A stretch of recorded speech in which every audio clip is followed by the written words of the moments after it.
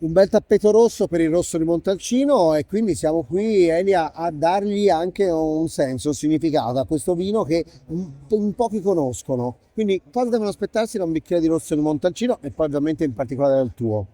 Allora, diciamo il rosso di Montalcino per noi è un vino che nasce dal fatto che comunque è un vino che serve anche per avere un vino un po' più approcciabile, un vino da consumare facile, anche per la gioventù di oggi. C'è un vino che oggi si dice si vuole un vino da bere tutti i giorni, da abbinare bene un po' con tante cose. C'è diciamo, un vino che sia da consumare nel periodo più breve E anche possibile. senza pensieri, diciamo, senza Anche paura di senza pensiero, aprirlo. anche un vino da, diciamo, a volte c'è anche la difficoltà di dire cosa abbino oggi a un piatto. Cioè, diciamo, il rosso è un vino che si accosta un po' a tantissimi piatti. Per esempio, Questo qui a Verona, a cosa Verona si l'abbiamo? potrebbe dire, per esempio, il risotto all'amarone, che l'abbiamo appena assaggiato, tra l'altro buonissimo, si abbina bene, anche i tanti brodi che fanno, i tortelli che fanno, cioè sono Beh, tutti qui da vini, sul grasso e formaggi, sull'importanza, quindi esatto, comunque sono vini che si bevono bene un po' con tutte, anche delle carni anche chiare, leggere, perché no?